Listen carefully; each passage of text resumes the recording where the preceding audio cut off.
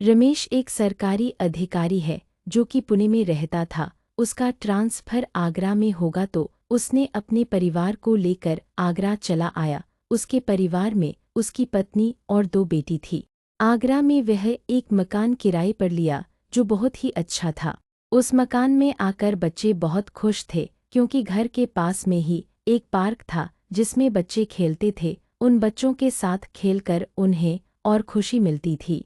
ये देख कर रमेश भी काफी खुश था, मगर ये खुशी बहुत जल्द ही डर में बदलने वाली थी। रात को जब सब सो जाते तो बच्चों को रात में एक अजीब सी आवाज सुनाई देती। ये सब सुनकर दोनों बच्चे अपनी माँ को ये बात बताते तो उनकी माँ को लगता बच्चों का वहम है, धीरे धीरे सब कुछ ठीक हो जाएगा।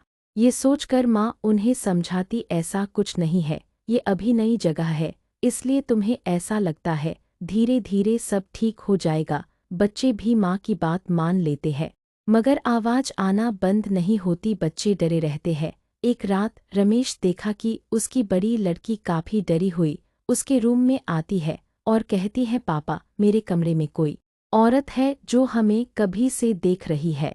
ये बात सुनकर रमेश जब उनके कमरे में गया तो कमरे में कोई नहीं था। तो रमेश ने सोचा बच्ची कोई डरावना सपना देखी होगी। ये सोचकर रमेश उनके पास ही सो गया। रमेश को साथ पाकर बच्चे भी आराम से सो गए। अगली सुबह रमेश ने बच्चों से पूछा क्या हुआ था रात में, तो बच्चे बताए रात में हमारे कमरे में एक औरत आती है और हमें घूर कर देखती है।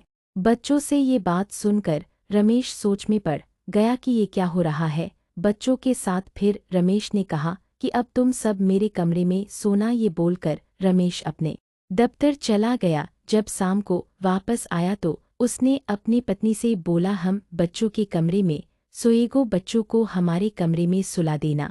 रात को खाना खाने के बाद रमेश बच्चों को अपने कमरे में सुलाकर खुद बच्चों के कमरे में सोने चला गया। रात को 11 बजे थे तभी रमेश ने देखा कि एक औरत उसके सामने खड़ी है और कुछ बोले जा रही है। ये देखकर रमेश हैरान हो गया। जब रमेश ने ध्यान से सुना तो वह औरत बोल रही थी, ये मेरी बच्ची का कमरा है, यहाँ से चले जाओ, मेरी बच्ची सो रही है। ये सुनकर रमेश पीछे देखा तो कुछ भी नहीं था। ये सब सुनकर रमेश बच्चों को देखने उनके कमरे में गया तो देखा बच्चे सो रहे थे। रमेश फिर उसी कमरे में गया तो देखा वह औरत अभी भी वही खड़ी थी। रमेश ने डरी हुई आवाज में कहा, तुम कौन हो? ये सुनकर चिल्लते हुए स्वर में औरत बोली, मैं इस घर की मालकिन हूँ, ये घर मेरा है, यहाँ से चले जाओ नहीं तो मैं किसी को नहीं जिंदा नहीं छोड़ूंगी। ये सुनकर रमेश डर कर कांपने लगा। उसने भगवान का नाम लिया और उस कमरे से बाहर निकल गया। डरा हुआ रमेश बच्चों के साथ जाकर सोने की कोशिश कर रहा था, मगर डर से उसको नींद नहीं आ रही थी। जैसे तैसे सुबह हुई और रमेश की जान में जान आई। उसने अपने गांव के एक तांत्रिक को फोन किया और रात की सारी बात बताई। तो तांत्रिक ने कुछ मंत्र बताया और बोलकर सोने को कहा। रमेश ने ऐसा ही किया, मगर जैसे ही रात के 11 बजे वही औरत विकराल चुड़ैल का भेष धारण करके रमेश को गले से पकड़कर बेड से उठाकर नीचे पटक दिया और गुस्से से भरी आवाज में बोली, मेरी बेटी को सोने दो। रमेश की गिरने से उसकी पत्नी की नींद खुल गई जो बच्चों के साथ दूसरे रूम में सो रही थी। जब उसने रमेश के कमरे में आकर देखा तो रमेश बेड से नीचे गिरा हुआ है और एक चुड़ैल जान से उसे मारने की कोशिश कर रही है। ये देखकर उसकी पत्नी चिल्लाई। ये आवाज इतनी तेज थी कि बगल वाले कमरे में सो रहे बच्चे भी डर कर उठ गए। इतने में वह चुड़ैल रमेश की पत्नी को बालों से पकड़कर घर से बाहर फेंक दिया और गुस्से में बोली, ये मेरा घर है, तुम्हें कल भी बोला था यहाँ से चले जाओ, मगर तुमने मेरी बात नहीं मानी, अब तुम में से कोई जिंदा नहीं बचेगा। इतना बोलकर वह चुड़ैल रमेश का पैर पकड़कर उसे बाहर खींचते हुए लेकर आई और दरवाजे से बाहर फेंक दिया।